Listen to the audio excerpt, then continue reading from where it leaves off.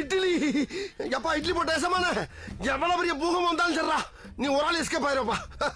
Water மெலனை கைது பண்ணிட்டாங்களாம். என்ன ஏதுன்னு தெரியல, போய் பார்ப்போமா? சத்தியமா நல்லா இல்லையா?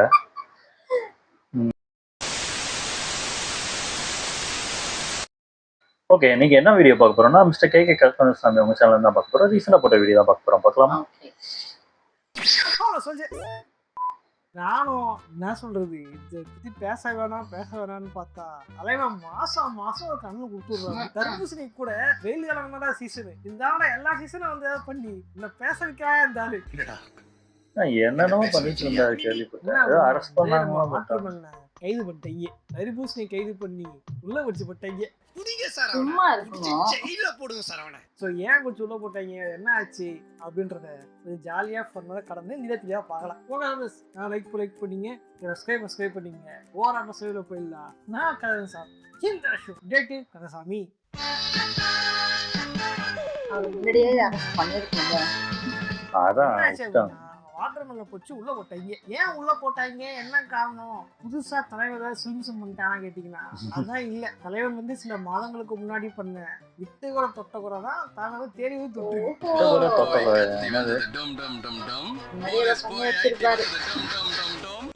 என்ன பிரச்சனை அப்படின்னா, சில மாதம் முன்னாடி பார்த்தா நம்ம வீடியோ போட்டிருப்போம். தலைவர் வந்து ஒரு தனியா யூடியூப் சேனலுக்கு போயிருப்பாரு. கீழ்ப்பாக்கம் பக்கத்துல ஒரு யூடியூப் சேனலுக்கு போல. அங்க என்ன ஆயிருக்கு அப்படின்னா, வழக்கமா கூட்டமே என்ன பண்ணுவாங்க, எப்படி சார் நல்லா இருக்குல்ல சார், அடுத்து என்ன பண்ண போறீங்க கேட்க போறாங்க. இவரு ஏதாவது பேசுவாரு, அவங்க ஏதாவது பேசுவாங்க. தலைவர் வந்து மக்களை குடும்பப்படுத்துறாங்க, அடிச்சு வைக்கிறாங்க. ஆமா, ரெசினிவ்ல ஆஷ்லி ஒரு கத்தினு போயிட்டு அமெரிக்க பேசுல வந்து கொலைமட்டோட போறாங்க. நீ இன்னும் அவளை மறக்கல. இல்ல விடுதான் கதைக்கு வரும் கூச்சமே இல்ல. தலைவன் வந்து இந்த மாதிரி சொல்லுவார்ல, அந்த மாதிரி வந்து இங்க வந்திருக்கு. பட் இங்க என்ன ஆச்சு, ஒரு படிக்கு மேல போயிட்டு தலைவன் அங்க இருந்து பொருட்கள்லாம் உழைத்திருக்கிறார். அதுலயும் உடச்சிருக்காரு. அதுல கேமரா லென்ஸ் வந்து டஸ் ஆயிட்டு. ஸோ வந்து வெளியூர்ந்து பொருள் வந்து உடைச்சிட்டாரு, ஒரு காசு தான் தரணும் அப்படின்னு இது பண்ணும்போது இவர் என்ன பண்ணிட்டாரு, நான் ஊருக்கு முன்னாடியே போனேன் பாருன்ட்டு என்னை வந்து மானமங்க படுத்திட்டாங்க. வந்து கழிச்சு வச்சுட்டு இவரு முடிஞ்சிச்சு போயிட்டு வந்து கேஸ் கொடுத்துருக்காரு. பட் என்ன பண்றது, தலைவன் கேஸ் நிக்கல. ஒரு வாட்டி குத்தா ஓகே, ஓயாம குத்தா உள்ள வரும்போது மாட்டாங்க. இதனால தலைவன் கேஸ் நிக்கல. பட் என்ன ஆயிடுச்சு, சில மாதங்கள்லாம் கழிச்சு பாத்தீங்கன்னா இன்னைக்கு வந்து அது இந்த பழைய கேஸை வந்து தூசி தட்டி எழுப்பியிருக்காங்க. தம்பி நீ வந்து இந்த மாதிரி பண்ணிருக்கியாமா, இந்த பிரச்சனை பண்ணிருக்கியாமா, ஒழுங்கா வந்து உள்ள ஏறிடு அப்படின்ட்டு. தலைவன் இங்க இல்ல, சென்னையில இல்ல, தலைவன் வந்து முதல்ல வந்திருக்காரு. சென்னை கீழ்ப்பாக்கத்துல இருந்த போலீஸ்காரங்க என்ன பண்ணிருக்காங்க, இங்க இருந்து டிராவல் பண்ணி மதுரைக்கு போயிட்டு மதுரையிலேயே தலைவன் வந்து பொடி வச்சு பிடிச்சிருக்காங்க. அது மட்டும் இல்லாம இவர் வீடியோ ஒன்னு ரிலீஸ் பண்ணிருந்தாருல, அத டெலீட் பண்ண சொன்ன கேட்டதுக்கு 1 lakh rupees டிமாண்ட் பண்ணிருக்காராம். கொலை மிரட்டல் தப்பா எல்லாரும் பத்தி பேசி போட்டுருப்பாரு. அதான் சொல்றல, எல்லாம் வேற மாதிரி. நம்ம பாக்குறது வேற, ஒரிஜினல் கேரக்டர் வேற. அப்புறம் வந்து குடுக்கல் வாங்கல் பிரச்சனை ஆயிட்டு, காசு தர மாட்டேன்னு அலெக்ஸ் கோச்சிங் போயிட்டாரு அப்படின்றாங்க. அப்புறம் என்ன ஆயிடுச்சு அப்படின்னா, இப்போ இன்டர்வியூ கூப்பிட்டா 1 லட்ச ரூபாய் கேட்கறாரு. முன்னெல்லாம் வந்து 5000 10,000 வந்துருவாரு. 1 லட்ச ரூபாய் கேட்கறாரு. ஆனா யாருமே கூப்பிடுறது இல்ல. அவர் 1 lakh வச்சு கூப்பிடுறாங்கன்னா அந்த வீடியோ ஒரு 1 million 2 million போகுது. சோ அதுல அவங்களுக்கு நல்ல ரெவென்யூ எடுக்கிறாங்க. அதுல 1 million போனாலுமே 1 லட்சம் கிட்ட வரச்சுக்க மொத்த காசு கிட்ட குடுத்துட்டா அப்ப எதுக்கு கேமராமேனே எடிட்டர் வச்சு அடிக்கிறது. நம்ம அதுக்கு போஸ்ட் ப்ரொடக்ஷன் ப்ரீ ப்ரொடக்ஷன்லயே நமக்கு அவ்வளவு செலவாயிடும். அப்புறம் எங்க வருது ஓகேவா, 1 லட்ச ரூபாய் கேட்கறாங்கன்னா யாரும் கூப்பிடவே இல்லையா. இந்த மாதிரி போயிட்டு இருக்கும். இந்த பிரச்சனை பார்த்தா இந்த பழைய காலம் திரும்ப வந்துருக்குது. இப்ப என்ன ஆயிருக்குது, தலைவன் வந்து இந்த மாதிரி பொண்ணு வரல மக்களை இது அப்படின்ட்டு இந்த மாதிரி வந்து இவரோட இன்ஸ்டா பேஜ்ல வந்து திட்டிக்கிற போல, சேனல போய் திட்டிக்கிற போல அவங்க சொல்லியிருக்காங்க, ப்ரோ இதெல்லாம் வேணாம், ஒழுங்கா அந்த வீடியோ டெலிட் பண்ணுங்க அப்படின்னு கேட்டுக்காங்க. தலைவன் என்ன சொல்லியிருக்காரா, நான் டெலிட் பண்றேன், ஆனா அது டெலிட் பண்றதுக்கு 1 லட்ச ரூபா கொடு அப்படின்னு. டெலிட் பண்றதுக்கு 1 லட்சமா? போதும். வந்து இப்போ மெயின் ஸ்ட்ரீம் மீடியா யாருமே அவரை கவர் பண்றது இல்ல. அண்ட் இப்போ தனியார் இப்போ யூடியூப் சேனல்ஸுமே இப்போ கவர் பண்றது விட்டாங்க. ஏன்னா இப்போ என்ன ஒரு இன்டர்வியூக்கே 1 lakh rupees கேட்கறாருன்னா இது வந்து 1 lakh வெறும் இன்டர்வியூக்கு மட்டும். அதை தவிர்த்து அவரோட டிரான்ஸ்போர்ட் சார்ஜ் அதெல்லாம் வர இருக்குல்ல. 1 lakh கேட்கறாரு மட்டும் இல்ல, அது வந்து ரூமர் தான், கேட்கறதான்னு தெரியல. இருந்தாலுமே எல்லாம் ஒரு ட்ரெண்ட் வரைக்கும் தான், ஒரு காத்து வரைக்கும் தான் ஓகேவா. இப்போ ஃபர்ஸ்ட் ட்ரெண்ட் இந்த மாதிரி வந்து ஆமா ஆமா நடிச்சு காமிச்சிட்டு காமெடி பண்ணிட்டு இருந்தாரு. எல்லாம் யாராவது பைத்தியம் மாதிரி இருக்கான்ட்டு எல்லாம் வந்து ஷேர் பண்ணிட்டு இருந்தாங்க. ரியல் ரீசன் அதுதான். ஓகே, இவர் வந்து கோமாளியா பார்த்தாங்க, எல்லாம் ஷேர் பண்ணிட்டு இருந்தாங்க. அதுல ஃபேமஸா மாறினாரு. ஆமா ஆமா நடிப்பு தரம்லாம் நடிச்சு கிழிச்சர்லாம் இல்ல. அந்த ஒரு நடிப்பு வாய்ப்பு வச்சுதான் வச்சு அது சினிமால வாய்ப்பு கிடைச்சது. இன்டர்வியூஸ் வந்து காசு கொடுத்து கூட்டிட்டு வைத்தியம் மாதிரி பண்ணா famous அப்படிதானே பண்றாங்க நிறைய பேர். இப்போ நிறைய பேர் அப்படிதானே ஃபேம் ஆனாங்க. காத்துக்கருப்பு கலையெல்லாம் அப்படிதானே ஃபேம் ஆனாரு. ஆனா ஒரிஜினலா அவர் எவ்வளவு நல்லா தான் பாடுறாரு. ஏனினே பழைய அப்படியே கண்ட்ரோல் எடுத்து குத்தாங்க போல கேம் பத்தி பேசுறதுக்குலாம். ஆமா, தேவையில்லாத ஃபுட்டேஜ் எல்லாம் தூக்குங்க அந்த மாதிரி. தலைவனுக்கு வந்து காசுலாம் கொடுத்து கூப்பிட்டு இருக்காங்க. நல்லா இருந்து பாருங்க, பிசியோதெரபிஸ்டா இருந்தாரு. அதுல ஒரு வருமானம் வந்திருக்கும். இன்டர்வியூ போயிருப்பாங்க, அது ஒரு வருமானம். சினிமாவுக்கு போயிருப்பாரு, அதுல வருமானம் வந்திருக்கும். தேவையில்லாம சினிமாடிகளை தப்பு தப்பா பேசி தேரை கெடுத்துக்கிட்டு அங்கிருந்து வெளியே வந்துட்டு அப்படி அங்க சினிமாவுக்கு போயிடுச்சா இதாவது பரவாயில்ல. என்ன படம் லிக்ல இருந்தாரு. லிக்ல அப்படியா? இதுல சூர்யா படத்துல இருந்தாரு கேள்விப்பட்ட உண்மையா? ஆமா, இதுல அந்த சீனே வரும். என் சீனை காப்பி பண்ணிட்டாங்க. அது படத்துல இல்ல, ட்ரைலர்ல இருந்துச்சு. அது முதல்ல சூர்யா பண்ணதுதான் அது. ஓகேவா, அதை இவர் பண்ணி இவரு ஃபேமஸ் ஆயிட்டாருன்னா அதுக்காக ஒரிஜினல் சூர்யா தான். இவர் ஓரா பேசுறான்ட்டு இல்ல சூர்யா பண்ணியிருந்தாலும் பரவாயில்லன்னு தூக்கிட்டாங்க போல சீரை. நம்ம பண்ற அந்த வாட்டர்மேன் சீன் வந்து பார்த்தாலே சூர்யா சாரே வச்சிருக்காரு.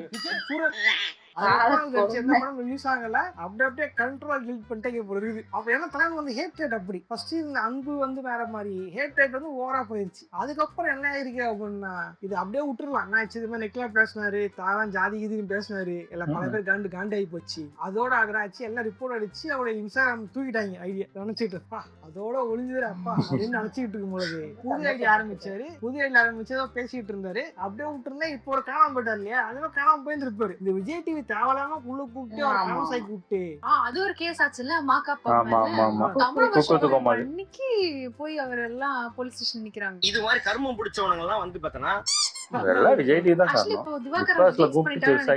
அவங்களே வச்சு சமாளிக்க முடியல போல. அதுக்கு ஒரு வீடியோ போட்டிருந்தாரு. அவங்களே வந்து பொய் வழக்குன்னு சொல்லி விட்டுட்டாங்கப்பா அப்படி சொல்லி. ஐயோ சாவி வந்து தம்பி நல்லா அடிக்கிறப்பா வாப்பா செல்ஃபி எல்லாம் கூப்பிட்டாருன்னு புழுவரு ஆளு விட்டா. இந்த மாதிரி விஜய் டிவி பறி போட்டாங்க. அப்புறம் அதுக்கு வாங்கி கட்டிக்கிட்டாங்க. பொதுவாக பிக் பாஸ் மாதிரி ஷோல வந்தவங்கள வந்து வேற ஷோல கூப்பிடுவாங்க. இந்த மாதிரி நான் ஃபிக்ஷனல்ல இருக்கிற எல்லாத்துலயுமே கூப்பிடுவாங்க. சம்டைம்ஸ் ஃபிக்ஷனல்லயும் ஏதாவது கேமியோ பண்ண சொல்லி கூப்பிடுவாங்க. ஒரு தலைவன் பண்ணி வச்ச வேலையால தலைவனை எதுக்குமே கூப்பிடல பொழுது. குக்கு வித்த குமாலை கூப்பிட்டாங்க. அதுல பஞ்சாயத்தாகி போன வந்தேன் ஒரே அப்படின்ற மாதிரி உள்ளுக்குள்ள அங்க இருந்து கூப்பிடுவாங்க. திரும்பி கான்ட்ரோவர்சில மாட்டிருக்காருல்ல, அங்க இருக்க மோசமானதா இருந்தாலும் வந்து தலைவனுக்கு சண்டை போட்டு பிரச்சனை பண்ணதில்ல. அவரை தூக்குறதுனால தலை எங்கேயும் உள்ள வந்து அனாதை ஆகிட்ட. அப்படி நீ ஒரு அரசியல் அகதிடா அப்படின்ற மாதிரி, நீ ஒரு சோசியல் மீடியா அனாதரா அது அனாதாக்கிட்டாங்க. இப்ப பாத்தீங்க அப்படின்னா ட்ரெண்ட் ஆகிற மாதிரி தலை பிடிச்சி உள்ள போட்டாங்க. உள்ள போட்டு பாத்தீங்கன்னா 2 நாள் வெளியே விட்டாங்க போல. நம்ம சொன்ன மாதிரி உள்ள போய் சமாளிக்க முடியல. ஐயா கூட்டு போயிருக்கேன்னு கூட்டு போயிட்டாங்க போல இருக்கு.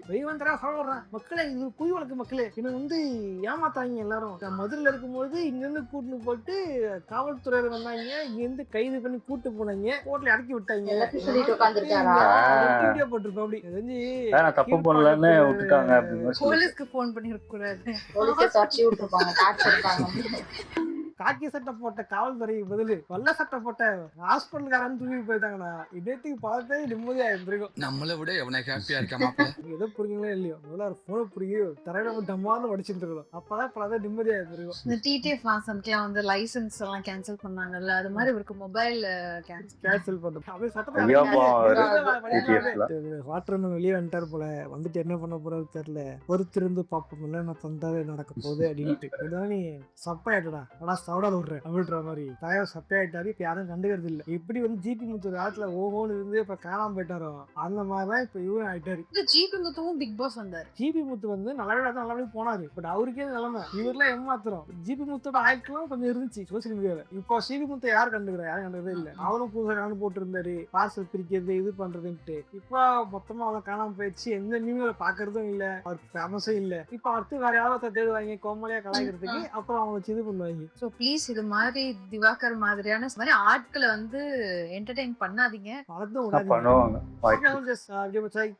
ஷேர் பண்ணுங்க. இதே மாதிரியான இன்னொரு சுவாரஸ்யமான சந்திக்கிறேன். போட்டுறேன். இது என்ன இருந்தாலும் மீடியா அதாவது இந்த மாதிரி யாராவது ஒரு கிறுக்கணம் பிடிப்பாங்க. பிடிச்சி அதை ஏதாவது ஷோல போட்டு இது பண்ணி அவங்கள இது ட்ரெண்ட் பண்ணி நாங்கள் தான் உருவாக்கணும்னு பண்ணி இது பண்ணுவாங்க. அது பண்ணதான் செய்வாங்க. இப்போ திரும்பி இப்போ விஜய் டிவி துரத்தி விட்டாங்கன்னா அடுத்தது வேற என்ன டிவிலாம் இருக்கோ, சன் டிவி கூட பண்ணலாம், இல்லை ஜி தமிழ் இருக்குது, நிறைய சேனல் இருக்குது. அதெல்லாம் சொல்ல முடியாது. அவங்க டிஆர்பிக்காக என்னனாலும் பண்ணுறதுக்கு பண்ணதான் செய்வாங்க. அது வந்து இவங்க வருஷத்துக்கு ஒரு பைத்தியம் உருவாயிட்டு தான் இருக்கும். அதனால அவங்க கவலையப்பட அது மாட்டாங்க. ஒண்ணும் பண்ண முடியாது. இவங்க வந்து ட்ரெண்ட் ஆகுறாங்களா அந்த டைம்ல சம்பாதிக்கிறாங்க, அதோட ஓடி போயிடணும். திருப்பி திருப்பி அதையே நம்ம ட்ரெண்ட் ஆயிட்டு வந்துட்டே இருக்கணும். அது தலையில ஓடிட்டே இருக்கும் போல இருக்கவங்க ஏதாவது கிறுக்கு மாதிரி பண்ணிக்கிட்டே இருக்கணும். இல்ல அது அதாவது காத்து கருப்பு கலை அந்த டைம்லயே அவரே சொன்னார் ஒரு இன்டர்வியூல, அவர் நல்லாவே பேசுறாரு, நல்லாவே பாடுறாரு. ஆனா அந்த வீடியோக்கு மட்டும் அவர் அப்படி வாண்டடா பண்றாரு. அதே மாதிரிதான் நிறைய பேர் அது அந்த டைம்ல எக்கச்சக்க பேர் பண்ணிட்டு இருந்தாங்க. அதே மாதிரி ஏதாவது என்னத்தையாவது அதாவது ஒண்ணுமே தெரியாத மாதிரியே பிஹேவ் பண்ணி அப்படி போடுறாங்க. நம்மள அப்படி ட்ரோல் பண்ணி ஃபேம் ஆயிடுறாங்க. இதாவே வச்சு நிறைய பேர் வந்தாங்க. அதுக்கப்புறம் காணாம போயிட்டாங்க. இப்போதைக்கு யாரும் இல்லைன்னு நினைக்கிறேன். எனக்கு தெரிஞ்சு நம்மளுக்கு தெரியலன்னு நினைக்கிறேன். இருப்பாங்க, நம்மளுக்கு தெரியாம இருப்பாங்க. ஆமா. ஓகே. என் வீடியோஸ் உங்களுக்கு பிடிச்சிருந்தா லைக் பண்ணுங்க, ஷேர் பண்ணுங்க, கமெண்ட் பண்ணுங்க, மறக்காம சப்ஸ்கிரைப் பண்ணுங்க. நல்லா இருக்கும்.